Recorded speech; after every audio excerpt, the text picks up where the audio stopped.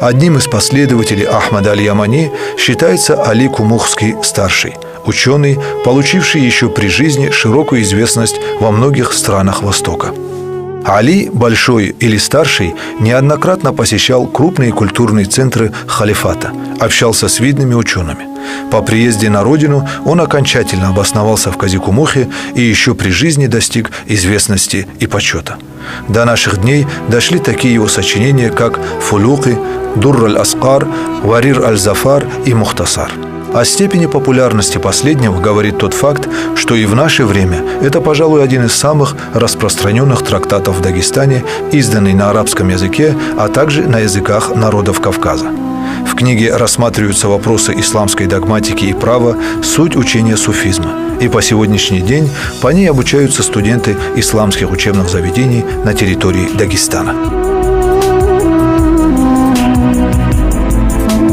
من مؤلفات الشيخ علي الغمقي وقبره هناك ظاهر يتبرك به ويزار كذا قال محمد ظاهر الغمقي. Достоверно известно, что в 15 веке жил и творил Али аль-Гумуки, ученый, пользовавшийся еще при жизни широкой известностью, своими знаниями. И он был известен не только в Дагестане, на Кавказе, и в странах Ближнего Востока. Есть об этом свидетельство.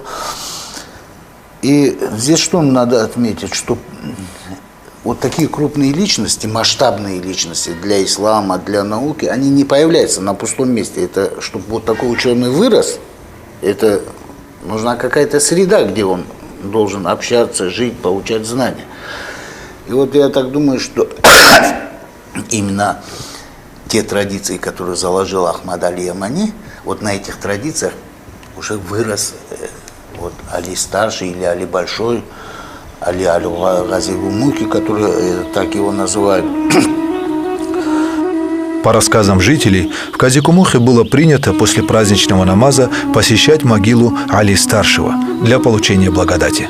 А в засушливые дни на его зиярате просили Всевышнего послать дождь ради милости к душе покойного. И, как утверждает местное население, не было случая, чтобы Аллах не принял эту мольбу и не послал благодатный дождь. Видимо, поэтому, как только наша съемочная группа пришла на зиярат Али Кумухского, началась самая настоящая гроза. К сожалению, часть кладбища, где он был похоронен, не сохранилась. На этом месте в советские времена была построена колхозная ферма, а надгробный камень был использован невежественными строителями, которые положили его в западной части стены. Несмотря на все наши усилия, мы не можем сказать, что нашли именно тот камень. Для этого нужны более квалифицированные исследования и глубокие знания в археологии, истории и каллиграфии.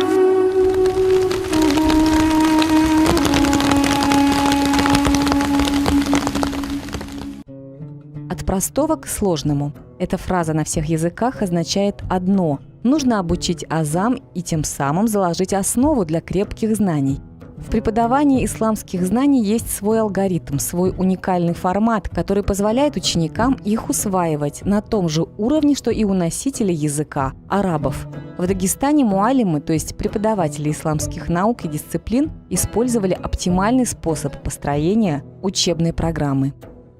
В исламе основным является вероубеждение, поэтому все алимы как бы стремились писать книги по вероубеждению в очень кратком виде, чтобы начинающие студенты могли бы их изучить. Исходя из этих соображений, Али аль-Кабир, ученый из селения Кумух, написал книгу «Мухтасар» – сокращенный труд в 3 частях – вероубеждение, поклонение, то есть намаз, пост, и 3-я часть – про болезни сердца и упадок нравов. Вот с этого, с небольшими вариациями, начинали во все времена свое обучение мутаалимы – студенты, изучающие исламские науки.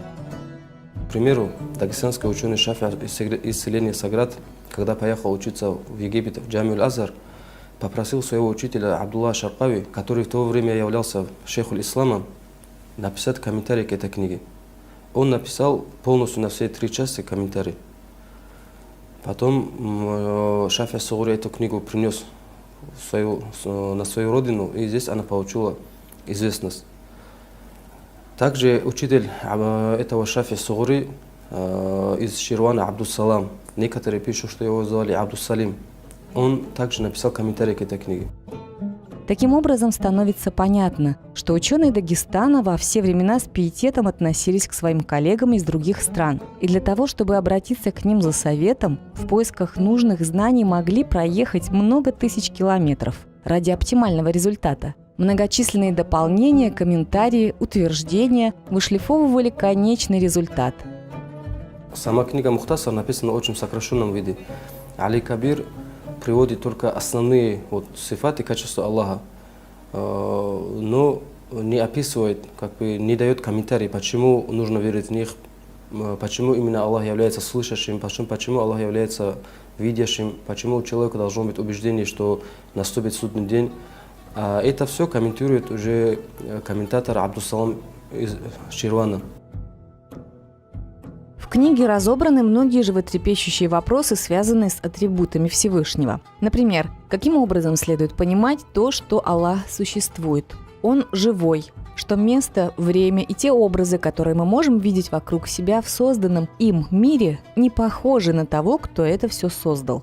Все эти вопросы об атрибутах Аллаха – это тот пункт, в котором заблуждаются многие люди. Некоторые трактуют его по-своему, а кто-то вовсе не понимает его сути. Ответы на эти и многие другие вопросы собраны в книге «Мухтасар» авторства Али Аль-Кабира, изданной отделом науки и образования при Муфтияте Республики Дагестан. Книга есть в продаже в исламских магазинах.